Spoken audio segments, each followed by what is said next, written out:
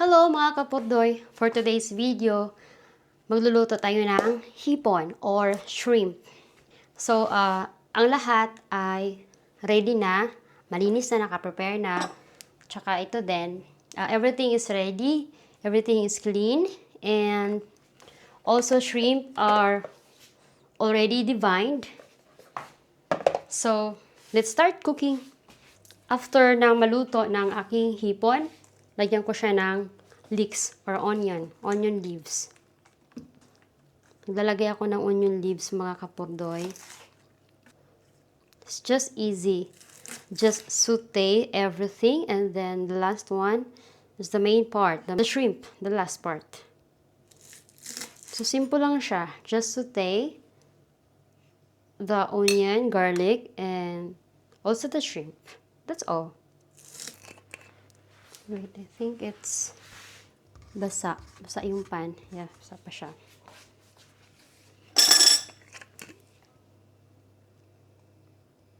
Sometimes, me and my husband, we have different ulam or viand.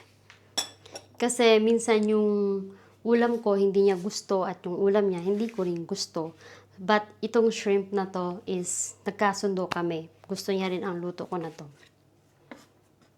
Kasi ako dito, mga kapurdoy, is minsan lang ako nakikisabay sa mga kinakain niya.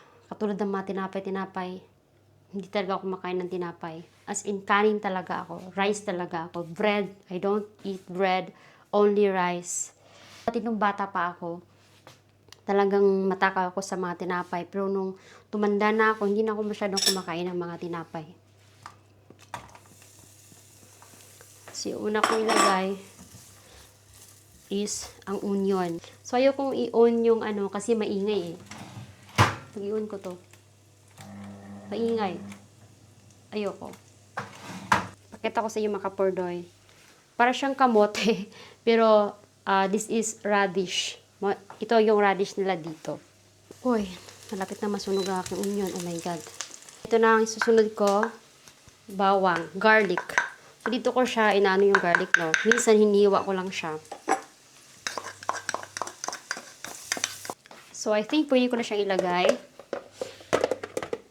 Kasi, pero hindi ko muna siya gaganunin. Ilagay ko muna siya ng diretsa. Like this.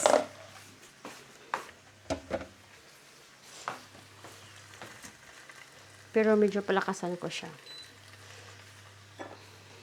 Wait, cover.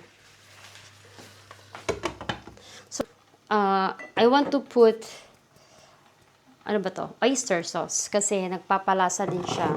And apple cider. Also, I have here chili flakes. Kasi gusto ko medyo maanghang. At ito, marami kami mga dito, no? Mga nakasashay na mga ricado. So, ito yung gagamitin ko. Parang mandaya tayo nito sa lasa. Para siyang magic sarap kung sa Pinas. Need salt.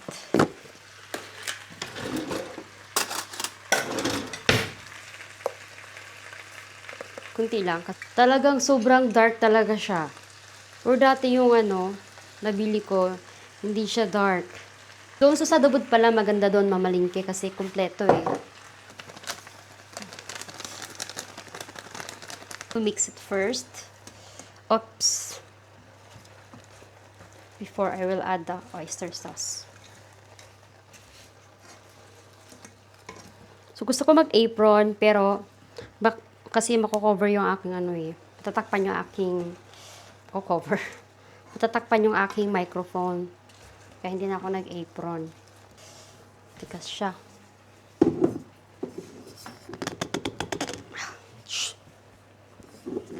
Matigas siya. So hard. Pero, minsan kasi itong mga dumidikit. OMG. Oh my God. What's this?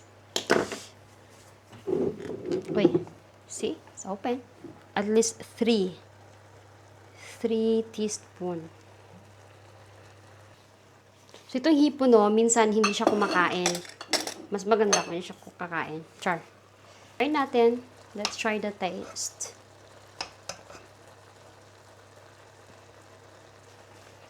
Okay. Move it here. On the try.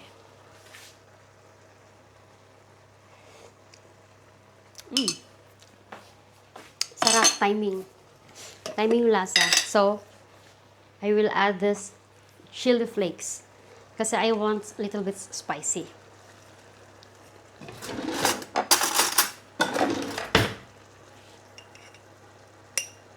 So, mga ganito lang. I think it's enough. Or half teaspoon.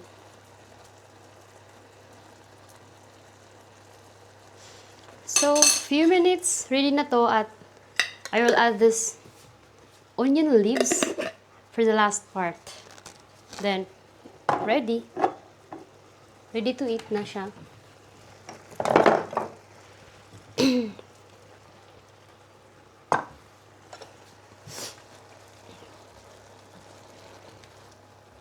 So, last mix ko muna to.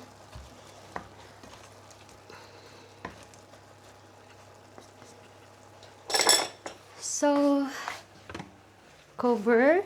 And then, after this, onion leaves and then, ready na. So, that's all. So, pahinaan ko lang siya. And, it's ready. That's all. So easy. Ito na yon. Ito na siya.